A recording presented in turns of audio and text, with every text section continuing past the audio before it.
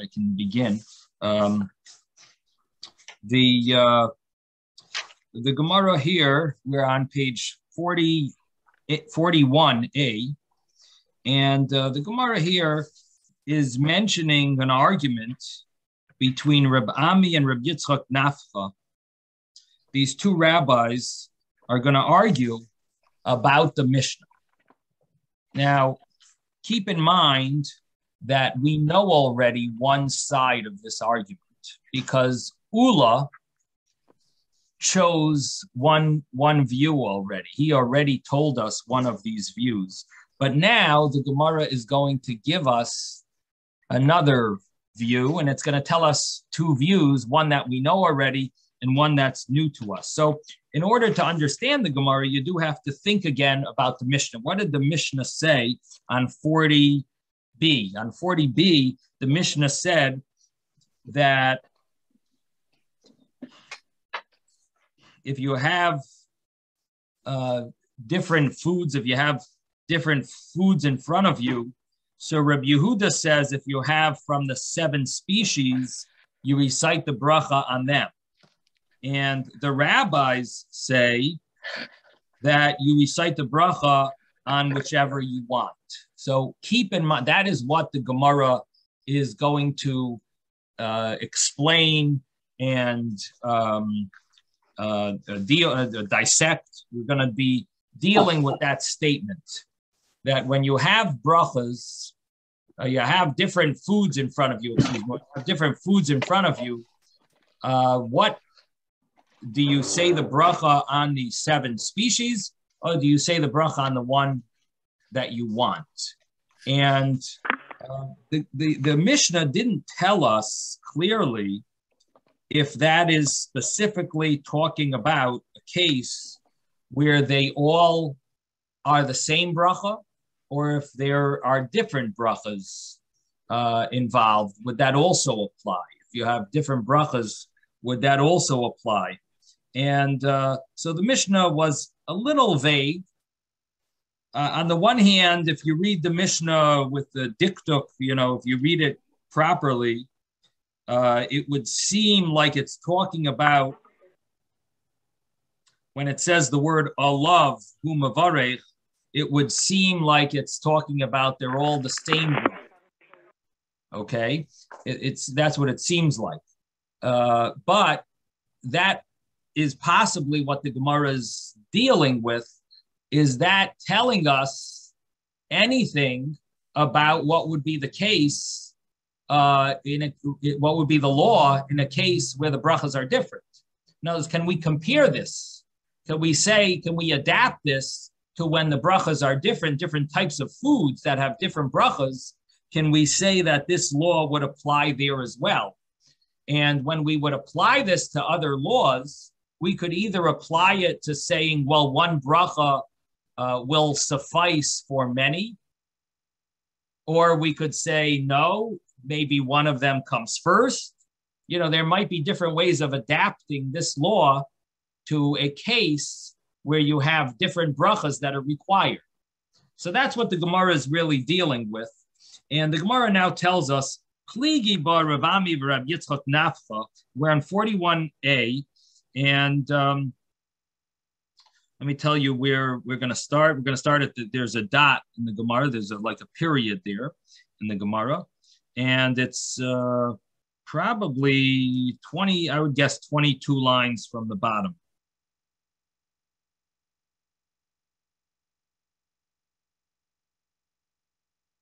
Maybe 25 lines from the bottom. Pligi bar Reb Ami v'Reb Yitzchok Nafcha. Reb Ami and Reb Yitzchok Nafcha argue about this interpretation of how to interpret the Mishnah. Chad Omar, one of them says that the machlokes in the Mishnah, the argument in the Mishnah, is kishaber chayseim shavos, when the brachos are the same bracha, as Ula had said earlier. So we sort of know this opinion already, that the argument is when the brachas are the same, the foods that you're dealing with are all the same bracha. on each food, the same bracha. And the only question is, which one do you recite the bracha on? And which other foods are they going to be tagging along with the food that you recited the bracha on? The Rabbi Yehuda Savar min Sheva Adif, Rabbi Yehuda says you go by the 7 species. That's what it takes preference. And Rabbanan Savri min Chavev Adif, and the rabbis say what takes precedence is what is cherished by you. That is what takes precedence. And this is the argument. Aval, but when the brachas are not the same, that means you have different food items in front of you when there are different brachas in front of you. Divrei hakoil, everyone agrees. Mavarich hazeh, v'chayzer u'mavarich hazeh. You recite the bracha on one, and then you recite the bracha on the other one. And we discussed that there is an argument in the explanation of Ula, and that same argument would be here. What does that mean? You recite the bracha on one, and then you recite the other bracha on the other. Number one, what it clearly tells us is you have to recite 2 brachas. That's the first. That's the step number one that you see from this point. That when you have 2 different foods in front of you, we don't just say, "Oh, well, recite one bracha." That's ho'adama, and let it exempt the ha'etz, let's say, which there are scenarios where it would exempt the ha'etz, but you're not supposed to do that. You're supposed to recite the bracha on this one, and then go back and recite the bracha on that one. You're supposed to recite brachas for each of the different food items that are in the different bracha categories. And we don't say that, oh, well, I could say a ho'adama and exempt my ha'etz, because the ha'etz is sometimes included. It could be exempted with a ho'adama. We do not say that. Instead, we say that your bracha should be on each, and you recite a bracha on each. Now, what we did say was that there is an argument. Does this mean that everyone agrees you go by what's cherished, you go by what is from the 7 species, or it doesn't matter? You can do whatever you want. So this is a three-way argument. If you do whatever you want in that case, when they're different brachas, or you go by the 7 species, whichever one is from the 7 species, you should recite that bracha first, or do you go by what's cherished?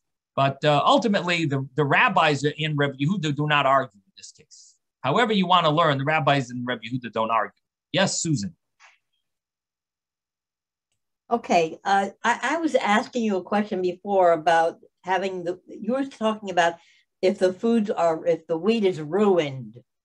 Okay. I mentioned that, yes. Okay. Where does that say this? It doesn't. That's not our Gemara that we're learning today, but it was a Gemara that we spoke about a while back. I see. Okay. A little while back. All right. And if there's a rabbi sitting at the dinner table, you go by what the rabbi says. Correct? Depends who that rabbi is. If it's Rabbi Smith, then you do that. Okay.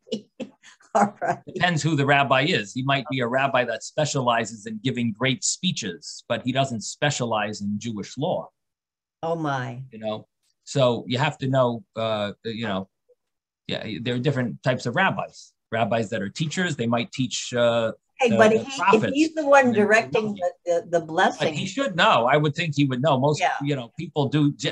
General, easy cases, most people know, and even not rabbis know the general laws of brachas. Yeah. But when it gets complicated, that's when even I don't know, even though I'm teaching it. But there are rabbis that really specialize in the laws of brachas. Right. Sometimes you have to look things up. Right. Thank you. So, and there are a number of good books on brachas that you don't have to read through. You could use as references when you have a question, and those they come in handy. I need to get that book. Yeah, there are a few of them. There are a few of those. A few guidebooks. There's the one from Art Scroll, Rabbi Forst, and then there's a Rabbi Bodner who wrote a book. Also, I just saw it in a Judaica store. I think it's published by Feldheim. Maybe wrong. And of course, online there's a number of resources for brachas.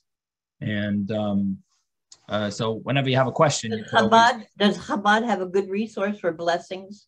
In other words, they do have a resource. I don't know if it's if they specialize in the complicated cases. The OU does have a lot of, and the reason the OU has that is because they provide supervision for many factories, so they actually know what goes into the products and how they are made. Right. So the OU is a very good resource. Okay. But there are, and some of the other kosher agencies might also have on their website different things about Brochos. But anyway, there's a lot available, and there are a lot of questions and there are a lot of cases that are an argument between the rabbis as well. Right. Yes, Robert.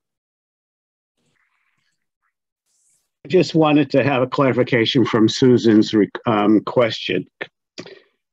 When you're at a table or you're having a meal and somebody's officiating, rabbi, whomever, there's nothing to prevent one from making your own bracha for something that you wish. So I just didn't get an understanding, as she understands that we have that liberty to do that it's not a lockstep following of that person who officiates over a meal or whatever. Is that my understanding of what you were saying, Susan, or Rabbi, correct me? That is what I was asking, because sometimes there's something on the table I don't cherish and I don't eat.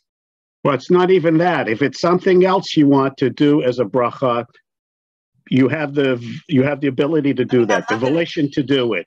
I'm not going to be announcing to the whole table. You don't need to. You can say it under your breath. Right. Yeah. The bottom line is that, which I've said a number of times, if you're not eating something, then you do not, this is totally not applicable. Right. Doesn't matter. You do not recite brachas on things. Am I going to get dirty looks if I'm not going to? Nobody's looking at anybody when. But the thing is, I'm making a joke, really. When the rabbi says the hamaitzi on the bread, many have a custom that they don't fulfill the bracha with the rabbi saying the hamaitzi, and they actually recite the bracha themselves on the bread. So that's might give you a little clarification, as even though the rabbi is reciting the hamaitzi bracha on the challah, there are a lot of people that recite. Generally, women will recite they're not breaking the bread, but they when they get the bread, they often will recite their own hamaitzi on the bread, and their own leishev basukkah when they dwell in the sukkah. After when they eat the bread. Okay, so coming back to our Gemara. So our Gemara said that everyone agrees in this case. And the next opinion, one second, let's go back to the Gemara here. V'chad Amar. So the next opinion is V'chad Amar, and one of these rabbis, either Reb Ami or Reb Yitzchok Nafcha, often the Gemara says two names, and it says one says this and one says that. It doesn't tell us who says what. But we know one of them is one opinion, one of them is the other opinion. And so either it's Rabbi Yitzchok Nafcho or Reb Ami, but one of them says this other opinion, and this is going to argue on what we learned earlier. The argument applies even when the brachas are not the same. You have different food items, and the brachas are different on these different food items, and you'll still have an argument between the rabbis and Rabbi Yehuda. Rabbi Yehuda will say you got to show importance to the 7 species, and the rabbis will say you have to show importance to the thing you cherish. Now, the Gemara now asks a interesting, surprising question, because I think everyone here will probably know the answer. But let me read it inside, and then you can see if you want to, if you think of the answer. Bishleima lamandi Amar. It is good according to the opinion, when their brachas are the same, machlokes, that's where the argument is. That goes very well. Shapir, that's good. That opinion, which is basically the opinion that we learned earlier in the name of Ula, that Ula said that opinion, that fits very good. Ella, but Lamanda Amar b'she'ein brachasem shavais pligi, but according to the opinion that when the brachas are not the same, the rabbis argue, the rabbis in Rabbi Yehuda argue there also. The my pligi, what are they going to argue about? What could they be arguing about if they're different brachas? You're going to be reciting the bracha on the 7 species, and you're going to be reciting the bracha on the other fruit. That's not the 7 species. So what do they mean? Rabbi Yehuda says you go by the 7 species. And the same thing is the rabbis. What are the rabbis arguing about? You have a food that you cherish and a food you don't cherish. And the rabbis say, you recite the bracha on the food you cherish. What do you mean? I have to recite 2 brachas. I'm going to recite a bracha on the food I cherish. That's it. I have to recite 2 brachas. So what does it mean that they argue and the rabbis say you got to give some importance to the food I cherish, and the Rebbe Yehuda says you got to give importance to the 7 species?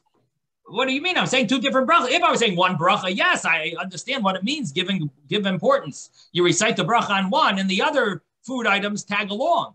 But if I'm reciting a bracha on each one separately, so what does it mean give importance? I'm saying a bracha on it. I'm going to say a bracha on the other one also. So how do what does that mean to that this one says the 7 species is better, and that one says the food I cherish is better? What do they mean that they argue? How could they argue? You're going to be reciting a bracha on both. So what are they arguing about? Anyone have an answer? Yes, Yehuda. Yehuda. Yeah, they can be arguing over which bracha you say first. Exactly. Which one do you say first? That's the obvious answer. Now look at the Gemara. The Gemara says, what's the Gemara's answer? Amar Rabbi Yirmiyah lahaktim. Rabbi Yirmiyah says what Yehuda just said. To which one comes first? But what was the question?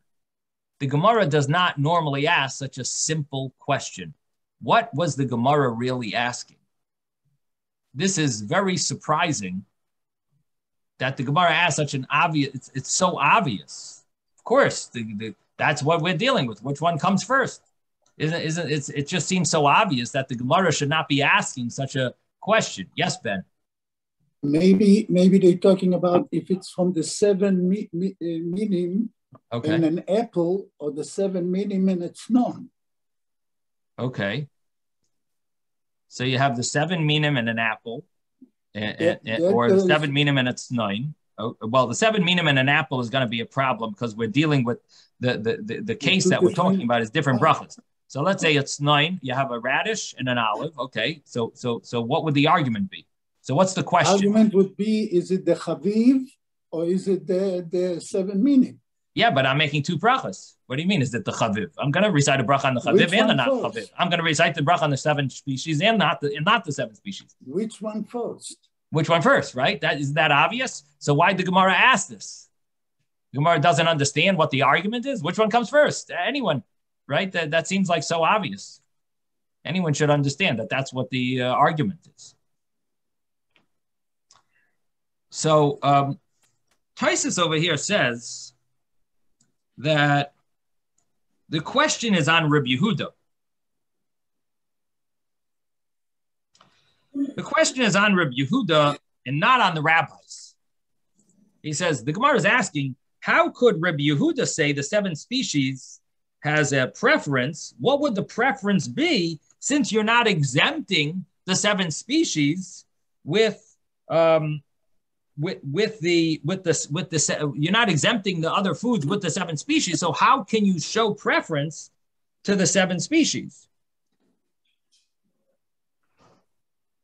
So what Taisus is saying is, if we follow what you cherish, there's no question. You cherish, you should say the bracha on the one you cherish first. But if we follow the 7 species, why would this help out with regard to the 7 species? Why would it be better to recite why would it make what would make it better if you're reciting a bracha on both? What would make it better with regard to the 7 species? When it comes to cherishing, somehow Taisus says that's obvious. Of course, you recite the bracha first on the one you cherish. When it comes to 7 species, like, why would this be a way of showing preference by making it first? Somehow the Gemara can't relate to that if it's Reb Yehuda's view about the 7 species? Yes, Simone. When you have the 7 species, you actually can have 2 different types of brachas. So let's say you have a cracker, it's mazonos, and you have olives. So you still have the 7 species, but there's 2 different types, and there's a preference within the 7 species. So you want to say that the case that we're talking about is a case where both food items are from the 7 species. Right, but they're different brachas. So according to that, what you're saying is that what would be the din, what would be the law in a case where they're not the 7 species? In other words, one is and one isn't. That's a different case. So would they argue in that case? And would the 7 species come first? And would it definitely come first? Would that be obvious? And the Gemara is not even asking in that case. In other words, you're explaining the question, or you're just saying a scenario for the answer. I guess what you're saying is the question. So let's say the question is, what would be the law in a case where they're all 7 species? But I don't know if that's, the Gemara is asking it like, this doesn't make sense. Because that's what the way the Gemara is sort of saying it, you know, how it's asking this this question in a surprising manner. It's not just asking, well, what is the law in this case? So it seems to be asking a complicated thing, like this doesn't make sense. So it's saying the other opinion, we understand everything's good, but this opinion, how do you recite the bracha on the 7 species if you're reciting both? You're reciting bracha on 7 species and not. So how are you? So what? I'm not exactly sure how you're fitting your interpretation in this. I guess I'm saying there's still this. The question was, you have 2 different items that have 2 different types of brachas. Right. And which do you say first? So we have Reb Yehuda and we have the rabbis. Then we had the question of, before that, it was the same type of bracha. So this is a situation where you still have the question of which bracha do you say first, but it isn't, we haven't clarified it because we haven't acknowledged that within the 7 species, there can be 2 different types of brachas. And there still then is a question of which one do you say first? Right. The problem I have with that, it sounds like a nice interpretation, except that the thing, if you look in the wording of the Gemara, the Gemara says, what would they be arguing about in this case where the brachas are different? What would they be arguing about? My pligi, and what are they arguing? So if you want to explain it your way, I have 2 problems. One is the Gemara doesn't emphasize that we're talking about a specific case within the 7 species. Number 2, I would say maybe there they don't argue. If it's both 7 species, who says they're arguing there? They're arguing in a case where one is 7 species, one isn't. That's the normal case. Yeah, found one scenario where it's a cake, and where you have that one scenario, you have millions of cases where it's not the 7 within the 7 species, all the different types of foods and fruits and vegetables and everything. There and other products as well that maybe not ha'etz or ha'adam. You have millions of products in the stores that you could say that's where they're arguing. Oh, you want to know what's in this? But what are they arguing about in this case? Maybe they don't argue in that specific case. I mean, if you have 2 apples, do they argue? I have 2 apples in front of me. Which one comes first? What do they argue? What is the argument of Rabbi Yehuda and the rabbis? I have two apples. They don't argue. In that case, you say the bracha, whichever apple you want to eat first. Recite the bracha. You know what I mean? It's like it doesn't have to be that they argue in every little case. So that's why I don't know. It doesn't seem like that explanation would help us fully. Although it is interesting that you say that, because that you mentioned this, because there is the Gemara further will mention that within the 7 species there is an order. So what you're saying is not wrong. Is listed first. Just 1 second. But to explain it, to answer this, to explain this part of the Gemara, I don't know if it helps us so much. It's a good try, right? Definitely a good try. Yes, Ben. In the 7 species, depends which one is listed first in the pasuk. Yeah, we're going to come to that in a minute. Yeah, so that's if it's within. But if it's not, I think it depends on which is the ikar of the meal, and which is just for taste or something. Like the zayit could be just for taste, and the tznon could be the main of the meal. Then you say first on the tznon. Yeah, I'm not sure if that's what it goes by. If it's not the 7 species, but maybe we'll talk about it. Okay. Any other thoughts to explain this? So I mentioned what Taisus says, but I didn't really explain it. So my understanding is that based on how we explained the law, that if you recite a bracha on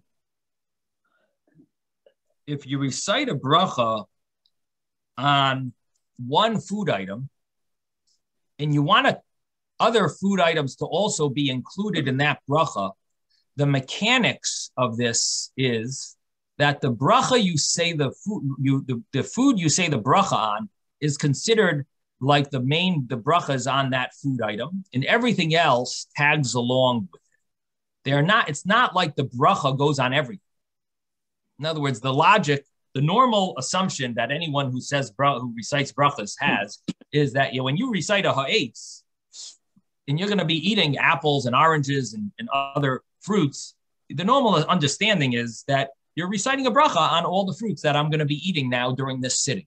That's normally what you're thinking. But in the mechanics of brachas, it doesn't actually work that way.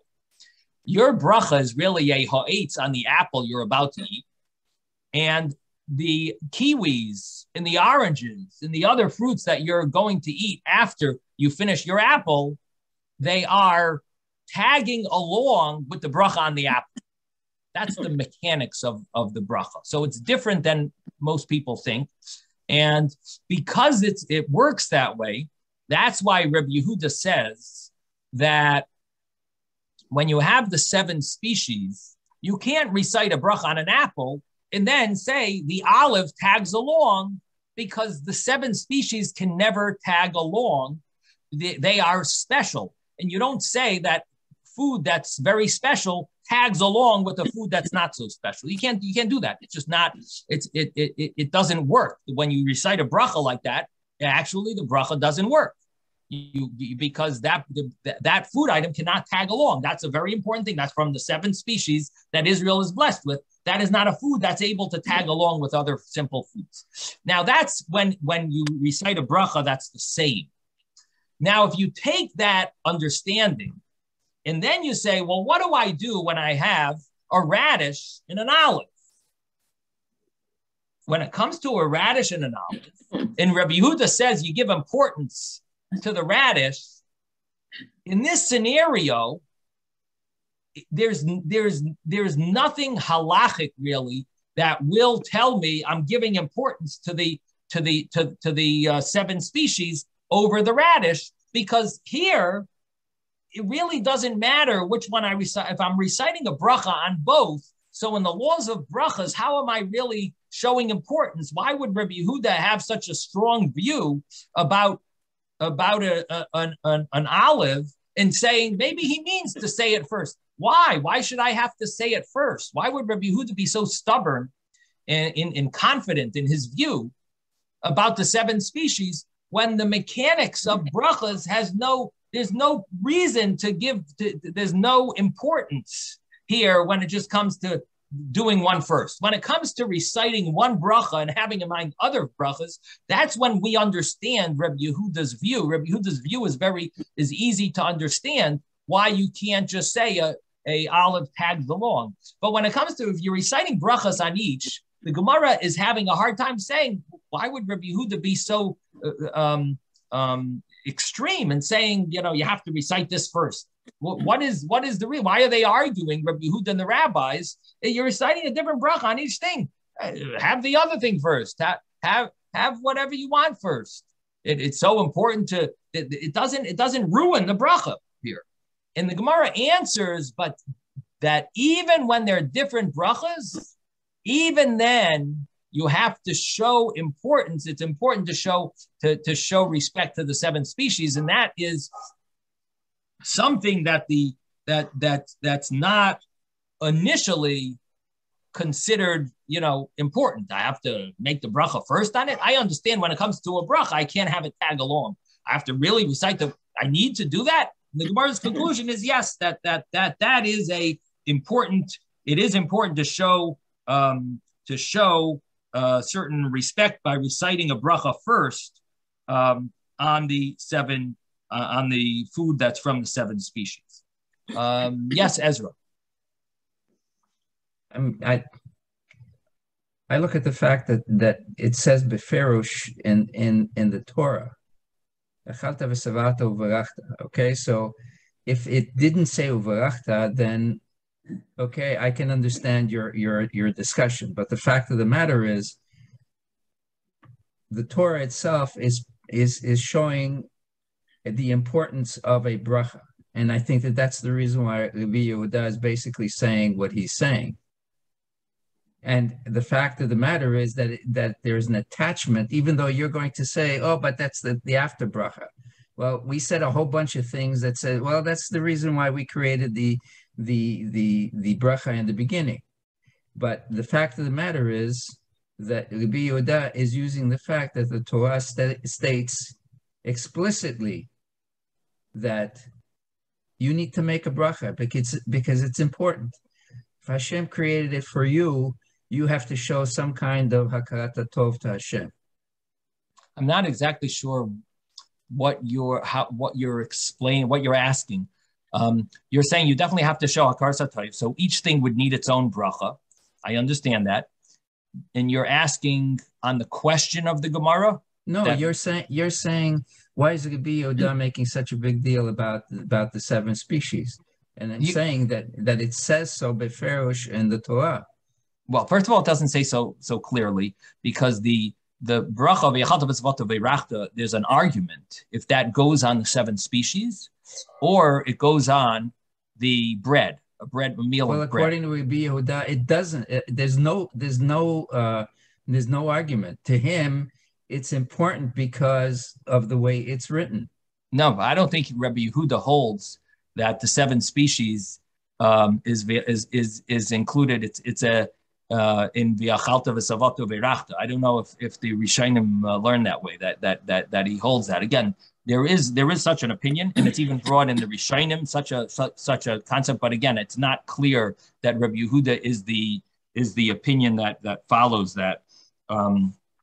And it's based on two of the Gemaras here in Brochos. One that we learned already. It's from the page 35a. And it's also based on a story that we're going to see later. But the point is that it's not so clear to say that the V'achalta v'Savata v'Rachta specifically refers to the seven species. But let's say it does, and let's follow that logic. If you want to follow those Rishonim who learn that everyone holds the seven, it could be, according to them, it could be everyone holds that the seven species are what the bracha means. But it doesn't mean that you have to say it first. Why would you have to say that one first? You're saying the bracha on the other foods. You're saying the bracha on the seven species. Again, we're talking about the first bracha. We're not talking about the after bracha. So, does that? What is there a reason why I have to recite the seven species first over the others? If you're telling me, they're the same bracha and I'm reciting one bracha for the others, that I understand. You'll tell me that this one the bracha has to be recited on the seven species. But why do I really need to say the bracha first on the food that's the seven species if I'm going to be reciting a bracha on the other foods as well? And that's really what the Gemara is asking. Why are they arguing? Why is Rabbi Yehuda holding his view that you have to recite on the seven species first? The Gemara's answer is yes. Even Rabbi Yehuda holds that lahaktim, it is important to recite the bracha on the 7 species first, because even within the 7 species, you recite the bracha on whichever's earlier in the pasuk. How much more so you should recite a bracha on the 7 species over other foods. Yes, 1 second. I think Simone had her hand up first. Yes, Simone. Yeah, an answer and a question. So the answer, I think, in terms of Rabbi Yehuda and his emphasis on the 7 species, is that it's an expression of love of Eretz Yisrael. And this is something, obviously, that to him was very, very significant.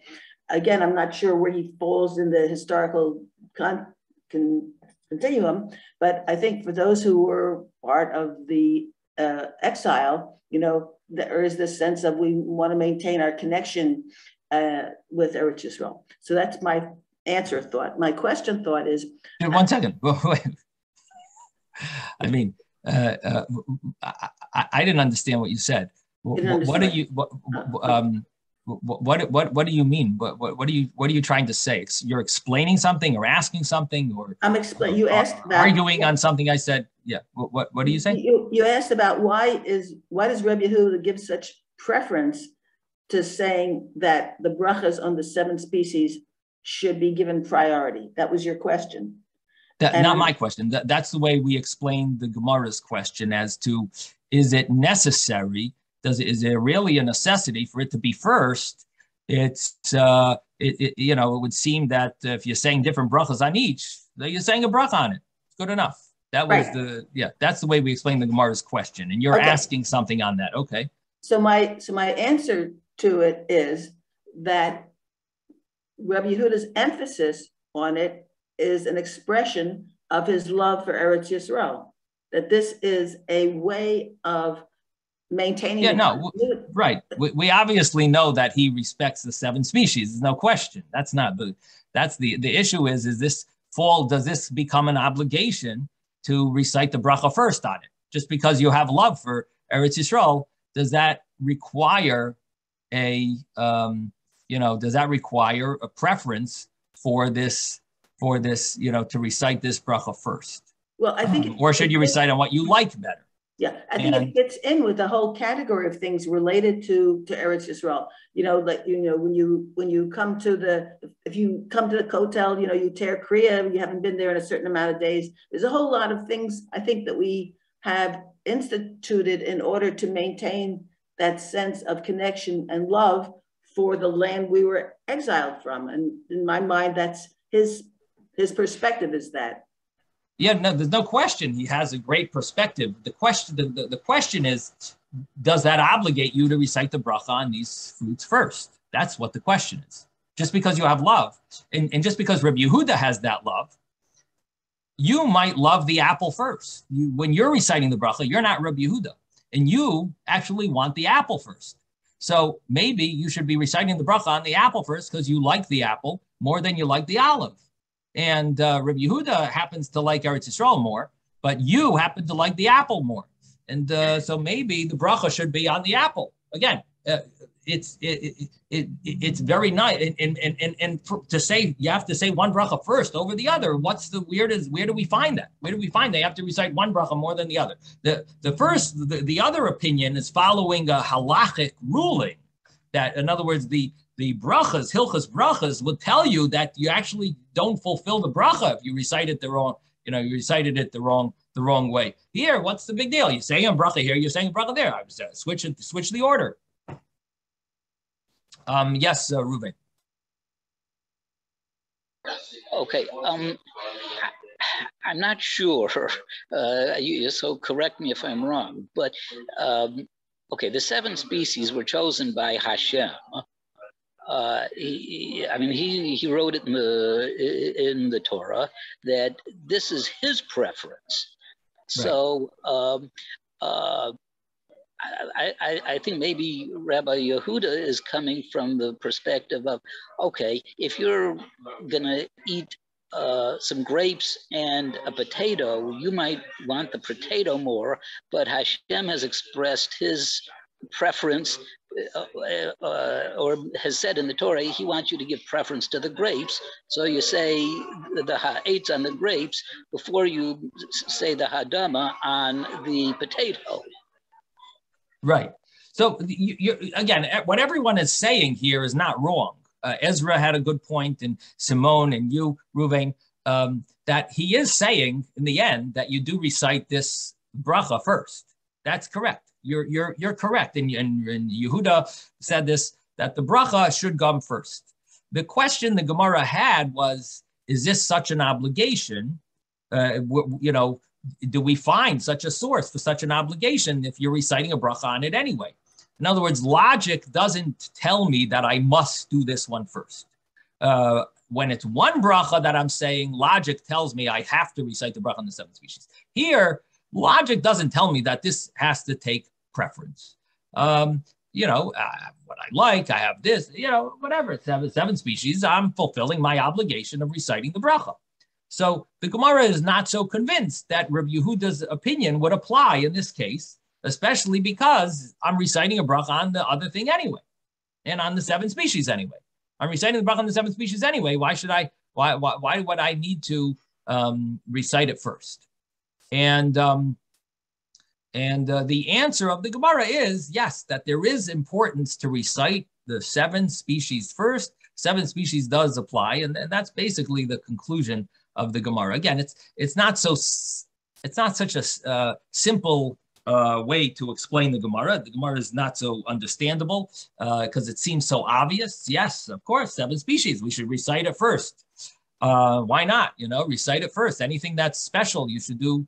You would think it comes first, right? Special things should come first. But I guess maybe this is the source why it's in our mind that special things have to come first. Maybe this is the origin of things that are important you're supposed to do first. You could say, maybe I'm supposed to lead up to something important. Maybe I shouldn't do it first. Like you could say, well, it comes to davening. Do I do Shema and Shemona Esrei first? No, you lead up to it with Psukei de Zimra. The things that some people even skip, some of it, Karbanis. So maybe I would say, maybe I shouldn't. Maybe I should lead up to the 7 species. What is does Rabbi Yehuda really hold? Is there do we see such a concept of doing something first? So I guess that's the so now let me take the equation the other way. What about the rabbis? Tosfos seems to say this question only applies to Rabbi Yehuda. When it comes to the rabbis, Tosfos seems to say, yeah, it's obvious. You make the bracha on the thing that you want more. You recite that bracha first. That seems obvious to Tosfos, and maybe the understanding is because the something that you cherish more, you have more kavana in your bracha. So it would make sense that because you're excited now over certain food item, and I don't know if you're going to be excited over it after you eat the other food item, because you're going to be satisfied and so on. So here you have an opportunity to recite a bracha with more kavana. So we say, recite the one you cherish more. However, when it comes to the 7 species, there, maybe there's no necessity to recite it more. Cherishing, that we can understand. This one should come first because you're going to have more intent, more concentration when you recite the bracha, more thanks to Hashem. And when you recite the bracha on the 7 species, maybe you're not going to be too excited. In fact, this is not the food that you necessarily want first. You might want the other food first. And so here, maybe the 7 species would not, maybe that adds a little explanation. I'm just thinking now that I'm saying it, it might add a little extra cherry on top of the explanation that I gave before, a little extra push. And that is that what it seems like here is there is a fight between reciting the bracha on something you like versus reciting the bracha on the 7 species. And here, you really to follow Rabbi Yehuda's view, you got to have a good reason, because logic would dictate you should recite it maybe on what you like more, because you have more intent in your kavana. So here, this adds a little additional point to the explanation before. Okay, we have a few questions that I don't know who was first. Maybe Ezra. Ezra.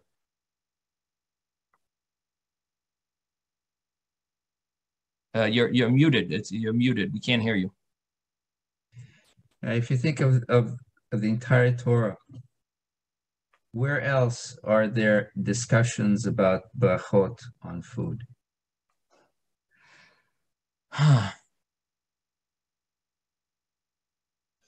Where else in the Torah do you see a bracha on food? Discussions of brachot on food. Uh-huh. Okay, you tell me. I mean, no, you have hints. I don't know. I mean, from my, you know, I've wrecked my small brain, and the only thing that I can think of was this particular part. Uh-huh. Okay. So if that's the case, doesn't that give it chashivut? I mean, doesn't it give it importance?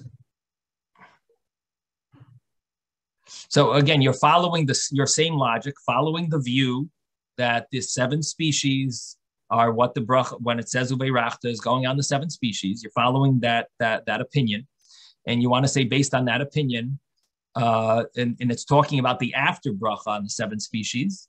But based on that, it gives it some importance to bracha, and now you want to say that should apply to a bracha beforehand. That you have to even say it first.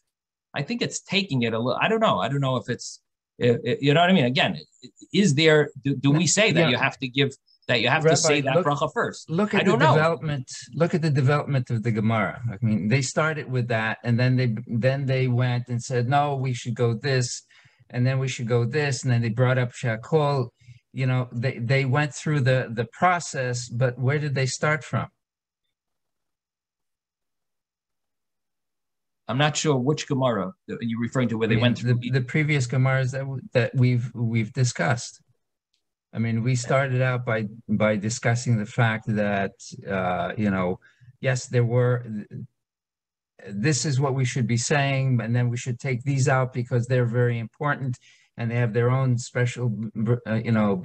We excluded bread and wine, right? Okay. And then after that, someone says, no, you know, if we talk about these things, then really you can say this, which is an even more general bracha, you know, borei pri adama.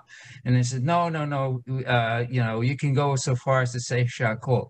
Okay, so we went from the, I guess, the specific. We sort of branched out in one direction this way, and then we went down and branched out even further. But I think the fact of the matter is that it all came out from the discussion of this particular aspect right here. Because right. I don't remember, I'll be very honest with you, I don't remember other places. It's possible that, you know, my memory is very faulty. I don't remember other places where people, you know, in the Torah where it's discussed that we should make a specific, you know, bracha. You know, you can talk about, I don't even know whether it's a bracha particularly, but you know, when you bring bikurim, you know, you make a statement, but that's not a bracha per se. So that's why I'm saying is that this is the reason why I consider to be the fact that the 7 species are indeed important. And as you know, I don't think they're arguing if they're important. I think they're arguing if that require. I think their question is does that override chaviv, something you cherish? Does that override your concentration? Does that override that you have to do it first? And so in other words, these are the issues. My point very simply is that if it appears, if it's the only thing that's being discussed in the Torah itself, yes, you do need to do it first. Okay. All right. I mean, again, keep in mind that you're talking about the after bracha, and you're not talking about what it says in the Torah. It's talking about the after bracha, not the first bracha. So again, you're very indirectly bringing this proof. It's even if you want to explain that verse this way, even then it's only talking about the after bracha, not the first bracha. So it's not as obvious as you know what I mean, as you're making it sound, but I hear okay. But the rabbis basically said, you know, yeah, you have to have a bracha in the beginning. I mean, That's what they were saying, and then they gave. You can't they benefit said from something. What is the importance? Because we're making connection to Hashem, and that's the reason why we're doing that. Because there were no.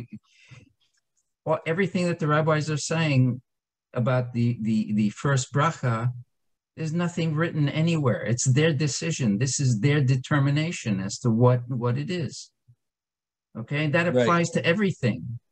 Right. Well, I would argue a little, even after all the arguments that I've given you, I would argue another point, and that is that when it comes to honoring the 7 species, the brachas before the foods don't emphasize that.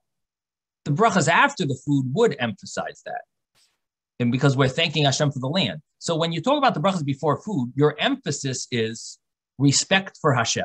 When it comes to respect for Hashem, I don't know that you have to give preference to the 7 species. You're respecting Hashem here. You're showing Hashem praise for this food. You're showing Hashem praise for that food. So, I could understand maybe when it comes to the after brachas, maybe that your logic would make sense. But before the food, if the obligation is based on praising Hashem for your benefit, I could see a very strong argument to say that the concept of 7 species doesn't apply in this scenario. We're thanking Hashem for benefit. Goodbye. When it comes to praising, when it comes to emphasizing the Eretz Yisrael and the land, okay, I could say maybe that would have like some type of a preference or something. Again, I don't know that it's so clear. Again, that's all we're dealing with is the Gemara is not seeing Rabbi Yehuda's view as such a strong view. Simone, you had a question. Yeah. So it's not clear to me. So let's say you've got figs and you've got pomegranates. Okay, so they're both from the 7 species. Yeah. We're gonna soon get to that. So why don't you wait? I think you should put hold out. Okay, Ruvain, did you want to say one last thing before we move forward? Yeah. Okay. Hashem has. I mean, I hate to make it sound this way, but Hashem has expressed His preference, what's chashuv in His eyes, by saying the 7 species. So even if the bracha before is the same, you're going to say ha'etz, whether it's on grapes or oranges. But so I think that's why there's an argument between Rabbi Yehuda and the rabbis. Rabbi Yehuda is saying it doesn't matter what your preference is. What matters is what Hashem's preference is. Yeah, I like that. That's a nice insight. I think that's a nice insight. And the rabbis are saying, okay, but Hashem isn't directly benefiting from the food. You are. So say it is. Right. Okay. Yeah. No, I think that's a nice insight. I should have mentioned that before. That you have a good point. I like the wording the way you explained that the Rabbi Yehuda's view is based on Hashem's cherishing, and the rabbis are based on what the person cherishes. It's a very, very nice point. That very if you were going to write an essay, I would say it's a nice essay. But I think it's a nice adding a nice. Some salt and pepper and very nice spice to the argument here. Very, very nice spice. Really? I don't know. Again, I don't know if it really. Again, whatever everyone here is arguing and claiming, ultimately, we're trying to figure out what's called a hava amina of the Gemara. We're trying to figure out what was the Gemara's logic, why Rabbi Yehuda is not understood. And we're trying to, we think that Rabbi Yehuda is very understood. Why is the Gemara asking this question? And so we're trying to figure out, why is the Gemara so bothered with that? Doesn't it make sense that preference should be given to the 7 species? And it's a strong question on the Gemara. What does the Gemara really mean? And so we're trying to come up with an explanation of why is the Gemara not satisfied with Rabbi Yehuda's view. But I think we've come up with a few good points why the Gemara doesn't see it as so important. And now the Gemara's answer is that it's that it is lahaktim, and there is an importance that you have to first give preference to the 7 species. Even if you're reciting a bracha on the 7 species also, you still have to recite that bracha. You do have to recite that bracha first, and according to Rabbi Yehuda, and obviously the rabbis argued on that, and the rabbis would say that you recite the bracha on what is more cherished. Moshe, did you want to say something about this specific piece? Because I have 1 minute left. That you give that which is doraita, you give predilection. Yeah, there's no doraisa here. None of them are doraisa. There's no bracha before food. That's doraisa. But the 7 species are. Nope. There's more emphasis that should be placed on those. Possibly, it would be an after bracha, maybe according to the maybe one view in the Gemara, and according to some of the Rishonim, maybe they might follow that. They follow that logic that it could be daraisa, but it's not. And it's also a hava. I mean, it's a thought of the Gemara on page 35a. There was a thought that the 7 species would be a source for that's the meaning of V'achalta v'savata v'irachta. It's a thought in the Gemara on page 35a, but the Gemara doesn't necessarily conclude that way. So it's definitely not. And even if it does, it's only the after bracha. It's not. No one says that the beginning bracha is a biblical obligation. Okay, so bottom line is Rabbi Yirmiyah says lahaktim. The Yomar Rabbi Yosef, because Rabbi Yosef says, and now we are maybe about 15 lines from the bottom. The first one on the line, the Yomar Rabbi Yosef, v'yitemer Rabbi Yitzchok, kol hamuktam b'pasuk zeh muktam levracha.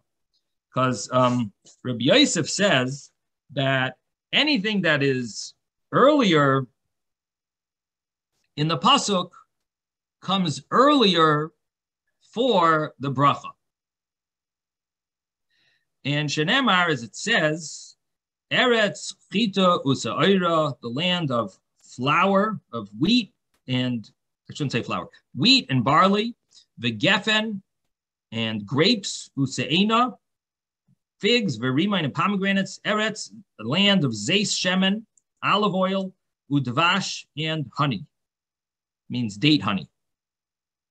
So what comes out in this pasuk is that you first recite the bracha on cake, which is wheat, before fruits, before the fruits that are mentioned in this pasuk, or bread before the fruit.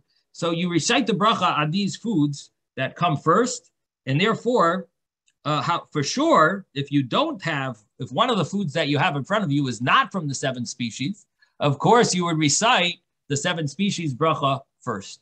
So that is the conclusion of the Gemara, and that's the proof to Rabbi Yehuda. We're going to have to stop here. Have a wonderful day. We'll see you later. Thank you, Rabbi. Thank you, Rabbi.